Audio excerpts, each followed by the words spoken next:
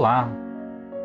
Esta é a assistência espiritual do CEF, o Centro Espírita Fraternidade do Ipiranga. Seja bem-vindo, seja bem-vinda. Procure estar em um ambiente tranquilo, calmo e silencioso e tenha próximo um recipiente com água, que será magnetizada após a preleção de hoje. Começaremos em instantes. Busque se manter tranquilo, tranquila e com um pensamento no Mestre Jesus.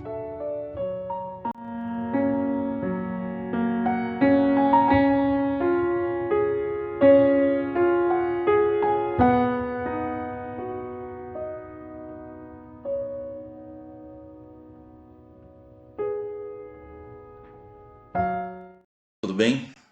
Vamos preparando desde já a nossa garrafinha com água, o nosso copo d'água, que ao final do nosso estudo nós vamos magnetizar para que tenhamos o unitivo necessário para o nosso equilíbrio físico e espiritual. A reflexão de hoje é sobre a fé, uma palavra tão pequena, mas tão poderosa, né? Que é a irmã da caridade. A gente vai estudar um pouco sobre essas ferramentas tão poderosas aí que estão ao nosso alcance. Antes, porém, vamos fazendo a nossa preparação. Vamos então nos entronizando, nos fechando no nosso quarto interior, do nosso coração, e fazendo a ligação mental com o nosso anjo de guarda, nosso mentor espiritual, esse amigo de todas as horas, que certamente contribuiu para que estivéssemos nesse momento, nesse estudo. De braços dados com o nosso anjo de guarda, nós vamos alçando voos mais altos, até Maria de Nazaré, a doce mãe de Jesus e a nossa mãe espiritual. Pedindo Maria ser conosco, envie seus emissários, precisamos da sua esperança, do seu amor de mãe, do seu colo, do seu acalento. E diante do amor de mãe de Maria, nós vamos galgando esferas mais altas, até o seu Filho amado, nosso Mestre, o modelo e guia da humanidade, Jesus. Diante da figura maravilhosa do Cristo, emocionados, felizes, nós tocamos nas vestes de Jesus, nos colocamos de joelhos perante o Mestre e vamos elevando o pensamento a Deus, nosso Pai, proferindo a prece que Jesus nos ensinou, a prece que torna todos nós irmãos. Pai, Pai nosso que estais nos céus, santificado seja o vosso nome, venha a nós o vosso reino, seja feita a vossa vontade, assim na terra como no céu. O pão nosso de cada dia dá-nos hoje, perdoa as nossas dívidas, assim como nós perdoamos os nossos devedores. E não os deixeis cair em tentação, mas livra-nos de todo mal, porque teu reino, o poder e a glória para sempre. Que assim seja, graças a Deus. Quando as comunidades na época de Jesus, ali na Palestina, ficavam sabendo que o Mestre iria passar, a notícia se espalhava bastante rápido. Uma verdadeira multidão se aglomerava à espera da passagem de Jesus. E assim se dava. Em cada cidade, em cada vilarejo, quando o Mestre chegava, já havia ali uma multidão de pessoas, muitas delas com doenças, com problemas físicos, emocionais, buscando não somente ouvir o Mestre, mas buscando a sua cura. E sempre o Mestre os ouvia, as animava e também curava. E durante o processo de cura, muitas vezes Jesus falava para o paraplégico, por exemplo, levanta-te e anda, a tua fé te curou. E o que significa essa fé para nós espíritas, né? É o desejo ardente, né? Que é algo que nós queiramos vir em realidade. E a fé, ela tem duas mãozinhas espirituais, digamos assim, que é o pensamento e a vontade. Tudo que existe, absolutamente tudo que existe, foi planejado por algum espírito, ou por algum engenheiro, por alguém, através do pensamento. E depois se realizou no plano físico e até mesmo no plano extrafísico através da vontade, né? Desde a lâmpada, do computador, da cadeira, alguém já antes planejou isso. E dizemos mais, né? Até o nosso planeta Terra foi o planejamento do nosso Mestre Jesus. E nós, que somos filhos de Deus, nosso Pai, irmãos em jornada, nós também temos, como filhos de Deus, o poder de criação dentro de nós. E esse poder criador, ele se manifesta através do nosso pensamento e da nossa vontade. Ernesto Bozano escreveu um livro somente sobre isso, né? Um verdadeiro clássico da literatura espírita. Mas Jesus, ele deu a aplicação dessa fé, a aplicação prática, né?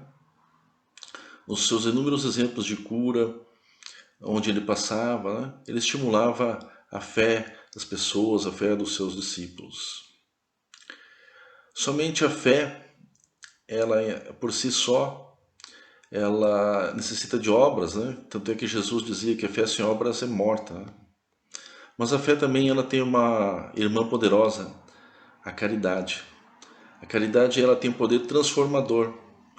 Quando nós almejamos esferas superiores, não adianta ficarmos somente, né, em pensamentos, em devaneios, ou às vezes até em motivos, né? Como Jesus disse que a fé sem obras é morta, as obras da fé representam através da chamada caridade, né? Não é à toa que o codificador da doutrina espírita, Allan Kardec, disse uma grande máxima do espiritismo, né? Que fora da caridade não há salvação. Salvação no sentido de evolução, de salvar a nós mesmos, né? De evoluirmos, de nos tornarmos pessoas melhores. O universo ele funciona muito similar a um banco, né? Do planeta físico. Como assim?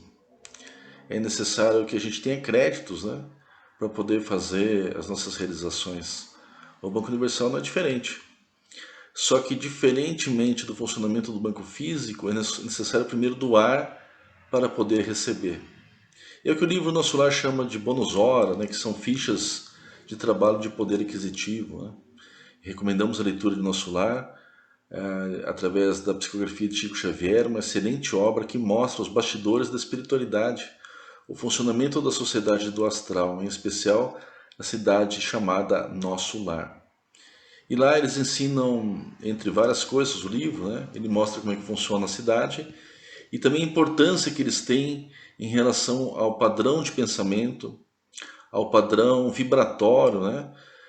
Lá eles cultivam a fé, a caridade, a esperança, a começar até pelas palavras, pelos pensamentos, né? Então não é permitido, não é de bom grado, aliás, não é que não seja permitido, não é de bom grado em Nosso Lar você falar sobre coisas que não são elevadas, né? Então jamais teremos lá comentários desairosos, fofocas, esse tipo de coisa, que acaba baixando o nosso nível vibratório, né? Então lá todos têm esse compromisso, né? De falar somente o bem, que o que falar seja melhor do que o silêncio, né?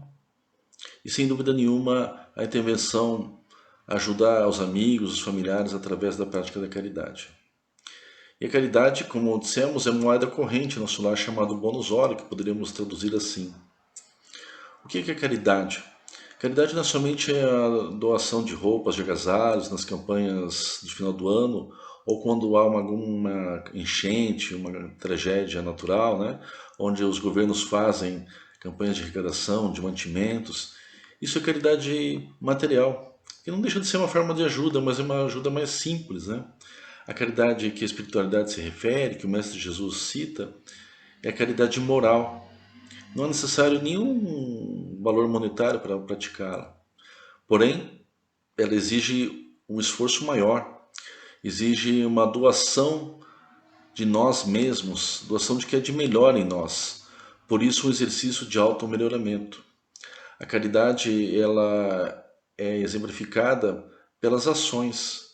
Então, quando nós tomamos uma ação de perdão, uma ação de se calar diante de uma ofensa, uma ação também de ajudar alguém sem querer nada em troca, nem menos um obrigado, isso são práticas caritativas que pela lei de ação e reação, de causa e efeito, certamente retornarão até nós esse benefício que nós doamos.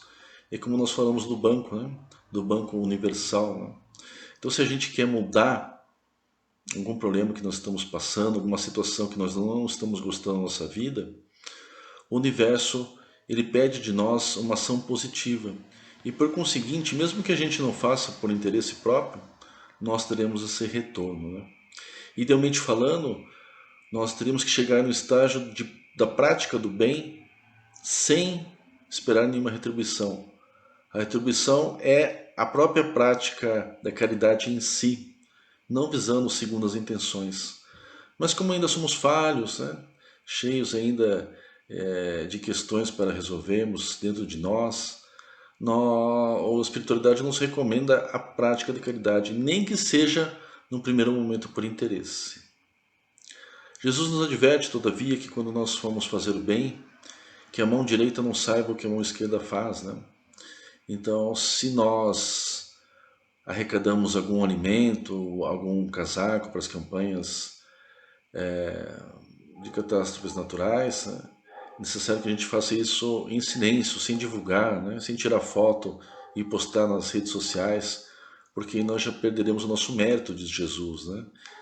Jesus fala que Deus, que nos olha em segredo, né? Recomenda que a gente faça a caridade em segredo também, porque grande será nosso galardão, está no Evangelho. Então, aliado à caridade e à fé, são os poderes transformadores de qualquer cenário que se passa.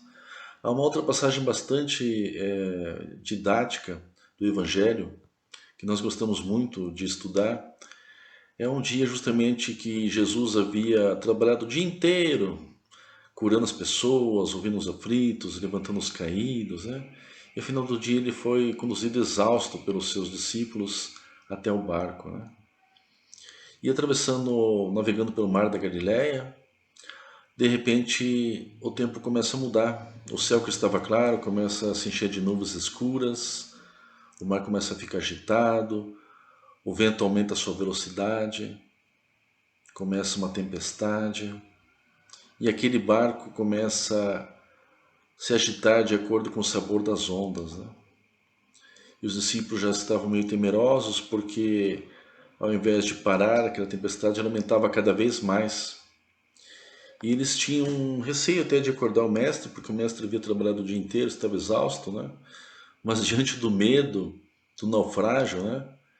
Eles foram acordar Jesus e falaram: Mestre, e Jesus, o que está acontecendo? Mestre, nós vamos perecer nas águas, né? Desse mar revolto. Aí Jesus olha o cenário que se apresenta, as nuvens escuras, raios, tempestade, vento forte, ondas que balançam o mar a todo momento, o barco a todo momento. E ele fala, ele dá uma bronca nos seus discípulos, né? Ele fala: homens de pouca fé, até quando terei que conviver com vocês? É lógico que o mestre, como governador planetário, né, ele sabe do poder da fé. E imediatamente, devido à sua autoridade como governador planetário, ele pediu para que o mar se acalmasse e para que os ventos cessassem. E para a surpresa dos discípulos de Jesus, imediatamente o mar obedeceu.